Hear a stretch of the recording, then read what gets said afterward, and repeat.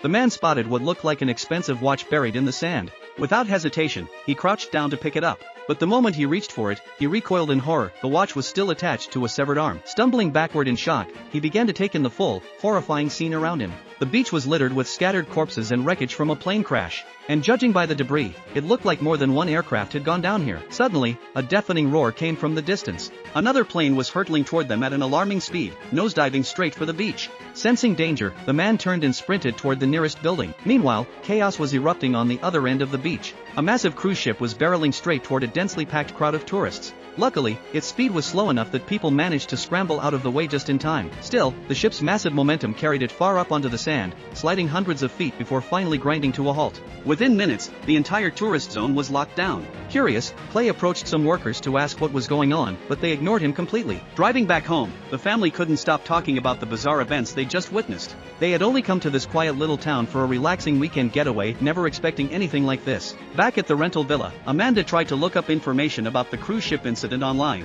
only to find the internet had gone down. Even their cell phones had inexplicably lost all signal. Still, no one thought much of it yet. They hadn't realized how serious things were becoming. Later that night, the owner of the villa showed up unexpectedly. A citywide blackout had just begun, and he had no choice but to stay there temporarily. The group immediately turned on the TV, and what they saw on the news left them speechless. Shahardan chiqib ketish to'g'ri ish qilgan bo'lasiz.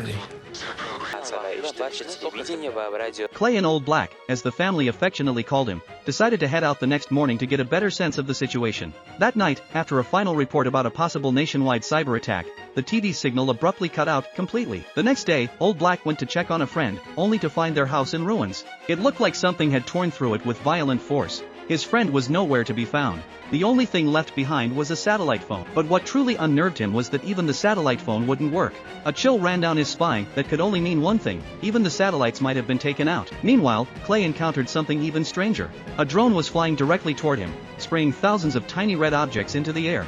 He immediately turned the car around to escape, but the drone was too fast. In seconds, he was surrounded by the red flyers.